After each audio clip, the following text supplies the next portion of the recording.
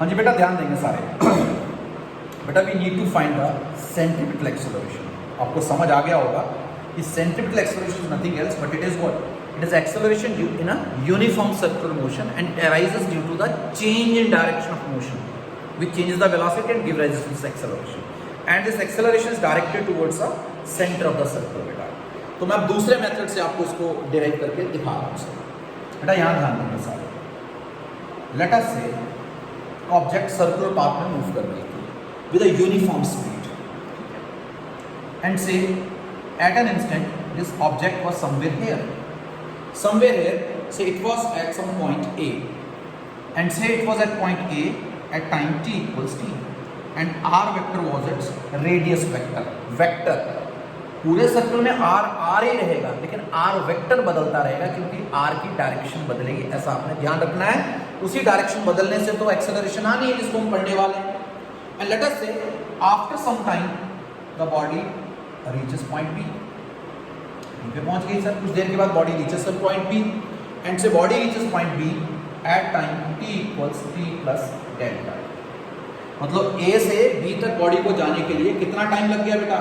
A से B तक body को जाने के लिए सपोज टाइम लग गया डेल्टा t। और इस r, ये r वेक्टर था, यहाँ suppose it was r dash vector. वैसे मैग्नीट्यूड में दोनों ही r हैं, सिर्फ डायरेक्शन के साथ दोनों रेडियस ही, ये भी r है ये भी r है, पर डायरेक्शन के साथ उसको अलग दिखा रहा हूँ। And so it sweeps some angles of theta while moving from A to B. So what is the direction of velocity at point P? Beta, we all know direction is given by the tangent. Let us say this was the velocity V, and say at point B dash, this is V dash, velocity is V dash. ठीक है, velocity change करी तो ये acceleration आई। बेटा velocity में क्या change है? How you find the change and what is the change? तो आप सबने बेटा सीखा हुआ है change की तरीका होता है निकालने का।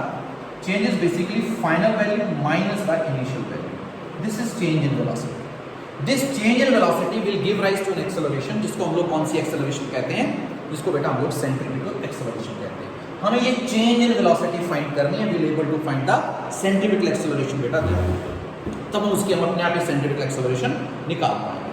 Now let us find the change in velocity when the body goes from A to the B. हमने क्या करा? हमने इसके पैरेलल एंड इक्वल एक लाइन ड्रॉ कर C, equal and parallel to this B।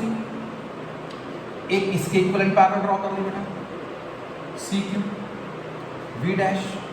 ठीक है sir. If I use triangle of activation, if I complete this triangle बेटा, से this is triangle, complete this triangle. If I use triangle of activation here, what does the triangle of activation says बेटा?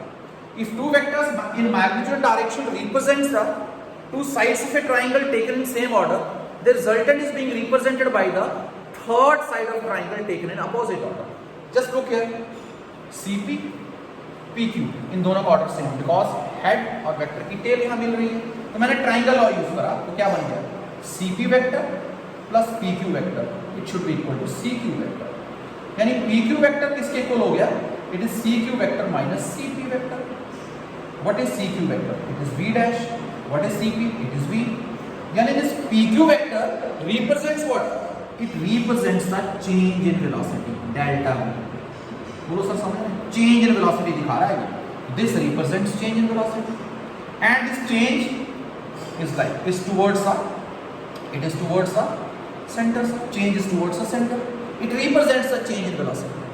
This change takes place in how much time? T plus delta t. This change takes place in time delta t. ठीक है। The total change in velocity is delta v and it is taking in time कितना बेटा? Delta t. तो बेटा आपने पढ़ा है the total change in velocity upon total time taken for change is the average acceleration. भैया पढ़ा है? तो therefore average acceleration when the particle moves from A to B is this one. बेटा आप ही ने पढ़ा हुआ है और आप देख सकते हैं इस एवरेज एक्सेलरेशन की डायरेक्शन भी कहाँ को है? Towards the centre. It is towards the centre of the circle. The direction of this average acceleration is also towards the centre of the circle. बेटा अगर थोड़ा सा आप पिछला अपना याद रखें जो आपने पहले पढ़ा हुआ है, उसी चीज से अगर मैं बात करूं तो आप सबने पढ़ा हुआ बेटा कि average acceleration is total change in velocity upon total time taken for change. but if this delta t approaches towards zero, यानी time becomes particular, then this average acceleration becomes instantaneous acceleration. बेटा therefore instantaneous acceleration क्या होगा? Limit delta t approaches zero, delta v upon delta. इसको next number देके रख लेते हैं. बेटा अगर आप यहाँ ध्यान से देखें, these are the two triangles, isosceles triangles, ठीक है, with same base angle, ठीक है, with same base vertex angle, दोनों का vertex angle same है, and these are the isosceles triangles. So these triangles are similar. When these triangles are similar, the ratio of their corresponding sides should be equal. And what is the ratio of the corresponding sides? So ratio of corresponding sides is this. ये delta भी दिखा रहा है तो ये delta R दिखाएगा triangle अगर आप लगाते हैं. तो corresponding sides की ratios क्या होनी चाहिए? It should be equal. Then बेटा delta v upon delta should be equal to v upon r. तो डेल्टा v किसके इक्वल हो गया मैग्नीट्यूड में? It is v by r into delta. Magnitude लिख दिया मैंने, वेक्टर हटा दिया बेटा यहाँ पे. ठीक है सर, बात समझ रहे हैं? अब मैं आता हूँ उसी एक्सप्रेशन में जो आपके पास लिखा था. मैंने आपके पास लिखा था बेटा instantaneous acceleration limit delta t approaches zero, it is delta v upon delta t. लिखा था बेटा सर. अगर मैं इसका भी मैग्नीट्यूड लूं, becomes delta v. I put the value of delta v here. I put the value of delta v here. It becomes a limit magnitude है इसलिए मैंने वेक्टर हटा दिया बेटा. I put the value this will become v by r delta r upon delta t. ठीक है sir. मैं यहां से v by r को बाहर निकाल लेता हूं बेटा. Limit delta t approaches zero, delta r upon delta t. This is what आप याद करो, आपको पढ़ाया था बेटा. This is instantaneous velocity, where this term is instantaneous velocity v. It becomes v. Acceleration formula again becomes बेटा v square by r. मैंने पहले कहा था कि आप जैसे मर्जी डिराइव करें, the centripetal acceleration is given by v square by r. मैं again कह रहा हूँ, it's a center seeking acceleration whose direction is towards the center of the circle. ये एक सेंटर सीकिंग एक्सेलरेशन होती है बेटा, जिसका डायरेक्शन हमेशा सर्कल के सेंटर की तरफ को होता है.